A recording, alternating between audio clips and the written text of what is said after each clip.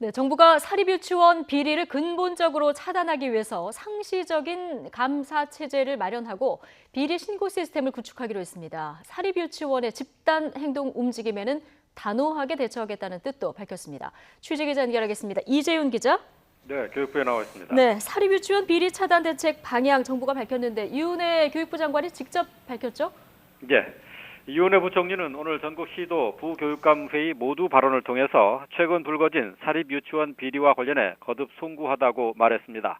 이후 부총리는 사립유치원의 비리와 도덕적 해이가 이렇게 심각해질 때까지 교육당국이 책임을 다하지 못했다고 사과하고 국민 눈높이에서 투명성 강화와 비리 근절 대책을 수립하겠다고 말했습니다.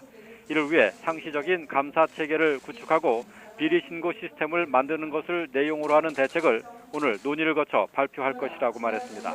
아울러 유치원 국가회계 시스템 도입 등의 종합 대책은 추가 협의를 거쳐 다음 주에 발표하겠다고 덧붙였습니다. 유 부총리의 발언 내용 들어보겠습니다.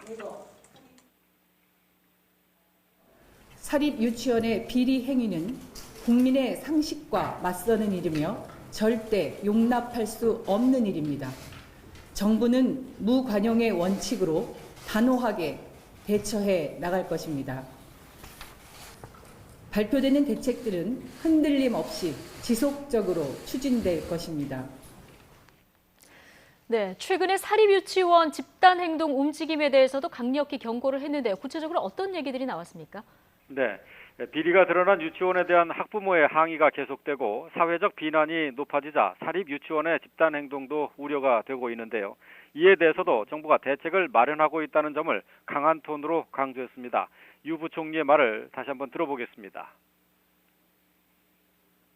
일부 사립유치원에서 당장 폐원을 하겠다는 이런 곳이 있다고 하는데 이것은 당장 아이 맡길 곳이 없는 학부모들의 안타까운 사정을 악용하는 것입니다.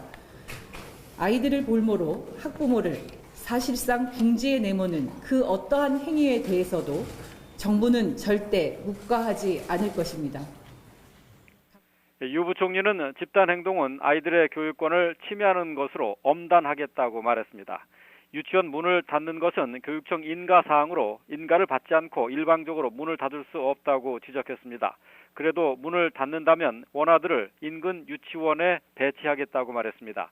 이와 함께 유치원 온라인 입학관리 시스템인 처음학교로에 참여해달라고 호소했습니다.